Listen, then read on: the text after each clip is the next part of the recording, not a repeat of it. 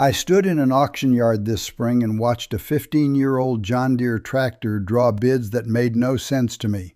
Clean machine, faded green paint, 3,000 hours on the meter, and a cab that smelled like every cab I have ever sat in. It sold for money that would have embarrassed a dealer 5 years ago. 20 feet away, a row of newer tractors sat with their windows fogged, waiting.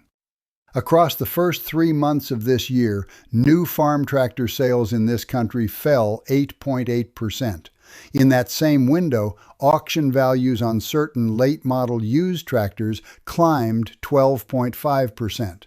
Down on the new lot, up on the used lot. In the worst farm economy since the 1980s, that is not supposed to happen, and there is a reason it is happening.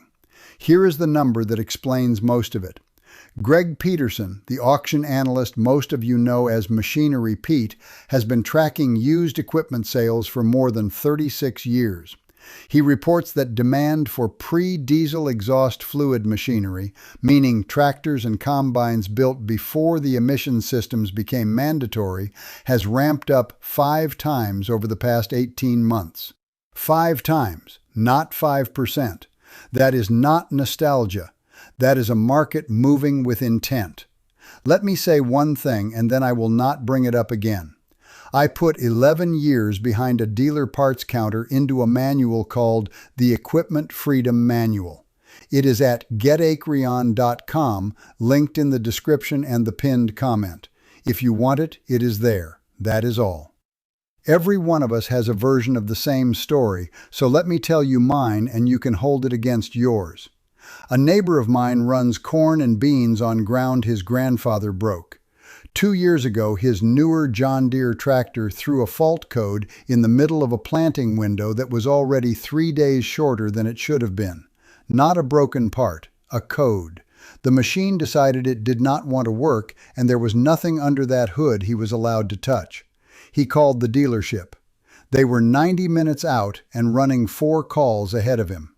He sat in that cab and watched the sky, and anybody who has farmed knows exactly what that afternoon felt like. That fall, he bought a 2009 tractor at a farm sale and put a new set of tires under it. He is not a man who romanticizes old iron. He runs a spreadsheet. He did the arithmetic on downtime and dealer travel charges and diagnostic fees and decided that a machine he could fix in his own shop was worth more to him than a machine that could refuse to start. Multiply that decision across the Corn Belt and you get the market I am describing. Farmers are not buying old tractors because they are cheap. They are buying them because they work when you need them to, and because the repair does not require permission. The numbers back the story up from several directions at once, which is what makes this hard to argue with. Take the supply side first. Dealer inventory in the 175 to 300 horsepower range came into this spring down roughly a quarter from a year earlier. The 300 to 425 horsepower units were off about 14%. When farmers hold on to machines longer, fewer trades come back through the door, and the used pipeline runs dry. Now the price side. Auction values on low-hour machines came back 13 to 18% compared to spring of last year. Retail asking prices moved up around 12% on average. Late-model John Deere 8R 280 tractors specifically climbed about 9% year over year. That is happening while row crop margins are under real pressure, while interest rates on operating notes reset higher, and while combine sales collapsed by more than a third. Machinery Pete called it a disconnect he had not seen in 36 years of watching this market. He is not a man given to drama about auction results. There's a second segment moving just as hard, and it tells you the same thing from the other end. Buyers are paying premiums for 1- and 2-year-old machines with documented service records and verifiable low hours. Not the cheapest option, the most traceable one. Put those two segments side by side. On one end, machines old enough that you can fix them yourself. On the other end, machines new enough that somebody has already proven what happened to them. What nobody wants is the machine in the middle, The one with real hours, out of warranty, full of software, and no history you can check. Subscribe if you want the numbers behind what is happening to your equipment before your dealer explains it to you. Here is what this does to your operation, and it is not all good news. If you own late model iron and you are thinking about trading, this market is quietly on your side right now in a way it has not been for 2 years.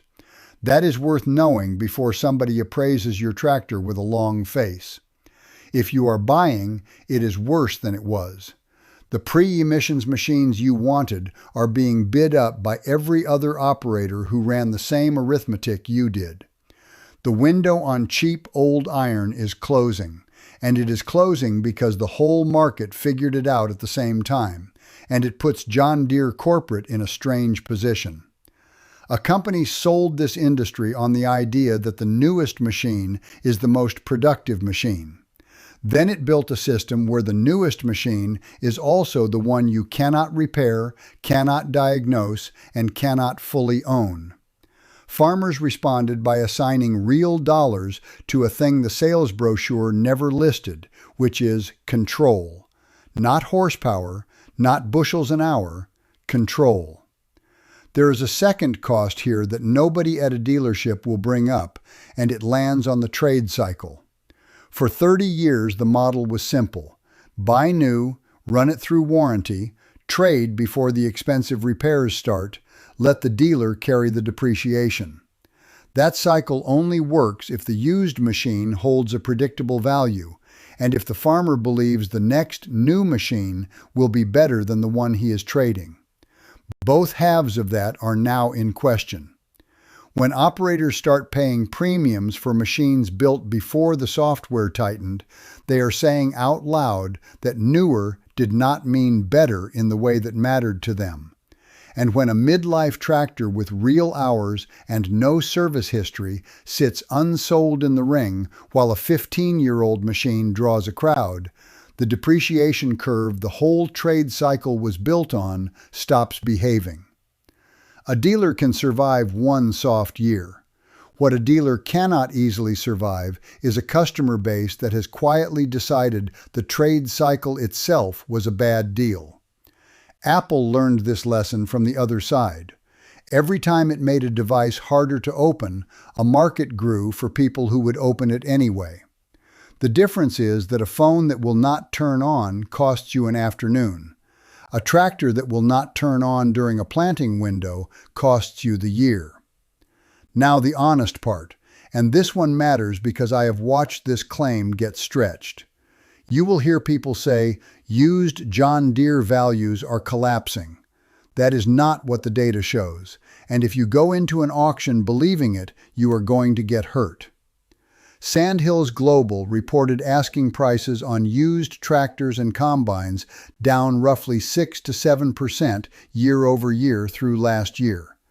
That is a soft market cooling off a record. It is not a collapse, and values on clean, late-model machines firmed back up after that. Second thing, not every category is rising. Some segments are genuinely down, and the strong numbers I gave you are concentrated in specific horsepower ranges and specific condition grades. A high-hour machine with no records is not participating in this rally at all.